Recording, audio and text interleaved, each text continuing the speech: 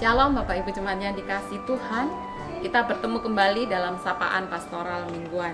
Kali ini saya mau mengajak Bapak Ibu Saudara sekalian membaca firman Tuhan dari Matius 28 ayat yang ke-16 sampai ayat yang ke-20. Demikian firman Tuhan. Dan ke-11 murid itu berangkat ke Galilea, ke bukit yang telah ditunjukkan Yesus kepada mereka. Ketika melihat Dia, mereka menyembahnya, tetapi beberapa orang ragu-ragu. Yesus mendekati mereka dan berkata, "Kepadaku telah diberikan segala kuasa di sorga dan di bumi.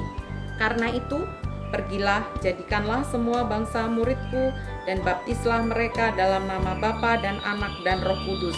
Dan ajarlah mereka melakukan segala sesuatu yang telah kuperintahkan kepadamu, dan ketahuilah, aku menyertai kamu senantiasa sampai kepada akhir zaman."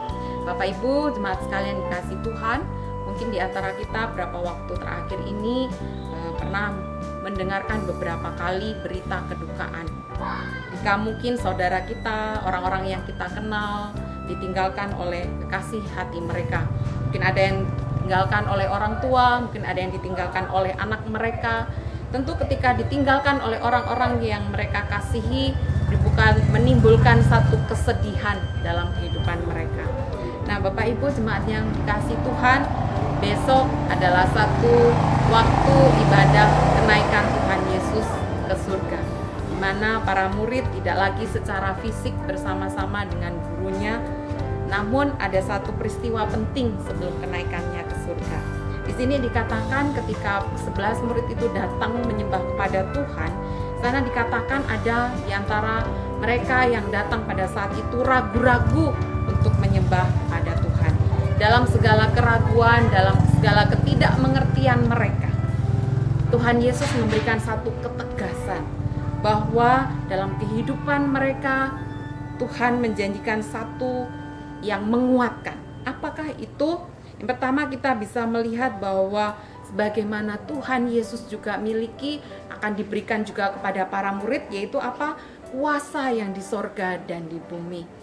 Satu janji yang sangat indah bahwa walaupun nanti Kristus naik ke surga, namun kepada setiap kita tidak perlu ragu-ragu lagi untuk mengikut Dia, untuk menjadi murid Kristus. Karena dalam setiap kehidupan murid-murid, Allah memberikan kuasa kepada kita semua untuk boleh melakukan amanat agung yang Tuhan percayakan untuk kita kerjakan.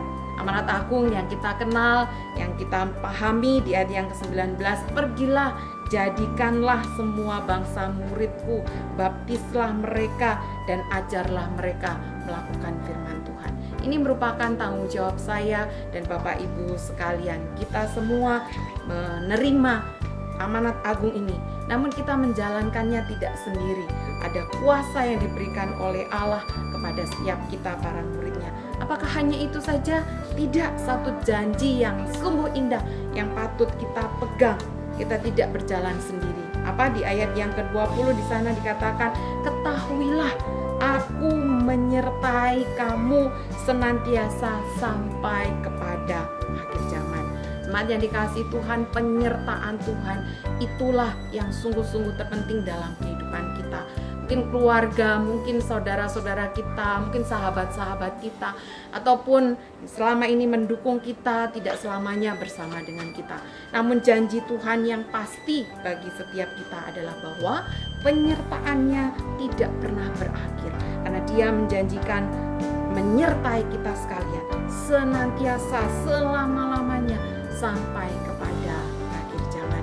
Mari Bapak Ibu sekalian, kita terus melakukan firman Tuhan ini, menjadi murid Kristus yang taat untuk juga melaksanakan amanat agung Kristus, menjadikan setiap orang yang kita kenal tahu Tuhan Yesus dan menerima Tuhan Yesus sebagai juru selamat. Berjalan tidak sendiri, berjalan bersama dengan Allah yang menyertai kita. Besok ada ibadah kenaikan Tuhan Yesus, kiranya iman percaya kita boleh semakin dikuatkan dalam kehidupan kita hari lepas hari. Tuhan Yesus memberkati kita sekalian, tetap sehat, semangat, dan hidup jadi berkat. Amin.